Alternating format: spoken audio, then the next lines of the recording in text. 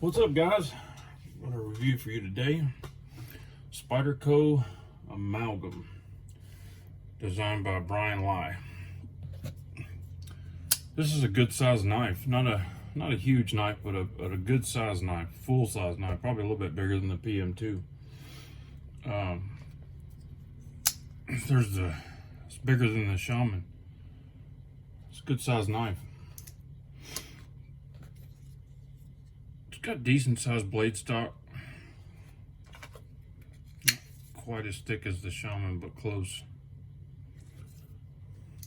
One thing different about this Shaman than the stock Shaman, whatever.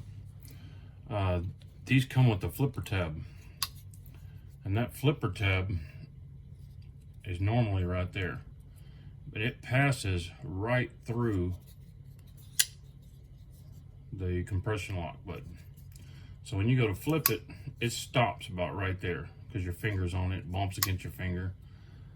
One, I'm not a big fan of flippers. Two, I mean, I'm not against them, but I'd rather have a thumb opener. But two, the action on this knife is so great. I mean, there's 100 different ways to open it. You just don't need a flipper tab, and it just doesn't function well with it running through the compression lock. The Shaman has the same issue. So when it's closed, right there, it bumps against your thumb. See that indentation in my finger? Right there, that thing hits you really hard because this blade's a little bit heavier. So this thing hits you pretty hard, and it's just not comfortable, and I think I'm going to be deleting that as well and putting a finger choil there. So you can watch for that. This knife is super light. It is just a great fidget knife. It's on bearings, S30V. You don't have anything against S30V other than it's a little bit chippy, but it's a good steel. I wish they must have a stockpile of S30V because, man, they release a lot of knives in it. I wish they would at least bump it up to S35. It's, to me, and I may be wrong, no metallurgist, S35 seems to be a little bit easier to sharpen and definitely less chippy. Or, you know, be really awesome if we see more in CTS XHP. That's my favorite steel.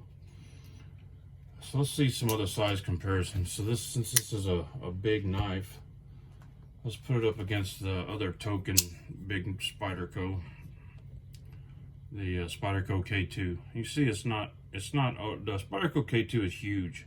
The Amalgam is just a big knife, and I like big knives. So it's right up my alley. Next to the sleeve buoy, and I'm glad they did a compression lock on this than a standard liner lock. Okay, so on other knives, I'm not a huge fan of the peel ply carbon fiber. On this one, it works. I mean, this seems like a great work knife. It's super slicey, razor. I mean, I got this thing razor sharp. It's got super thin behind the edge. It is running on bearings, which I'm not a huge fan of, but it works with this knife. I would rather have this knife on bearings because the blade is so light. It just makes the action much better. This is not a super hard used knife, but it is a big knife, and I'm a big guy, and I like big knives. They work well for me. Let's put it up against another good sized knife. The Magnitude. And one more for good measure. Sway back. Just a little bit bigger than the sway back. So this knife hasn't been out a long time, and it's actually one of the few knives I've reviewed in the past few months that's actually available. You can buy this new right now, and I wish that was the case in all of them. But the best thing about this knife is the size and the action. I mean, if you love a fidgety action, this is your knife. I mean, that sound that it makes when it closes, I love that. I mean, it's almost like a tuning fork. You know, it's great. It mounts back a little bit. The D10 is a little bit light. Several other reviewers have commented on that. It doesn't bother me. I like it being light so I can flip it right out like that. I mean, I could Spidey flick it. It just never fails to deploy, and it's just a great knife for under 200 bucks. You're not going to go wrong with this knife. This is easily a great everyday carry. S30V, you know, it's got the standard Spyderco pocket clip. Great by me. I love it. I love it. Good knife. The grind lines are super sexy. Brian and I did a good job designing this.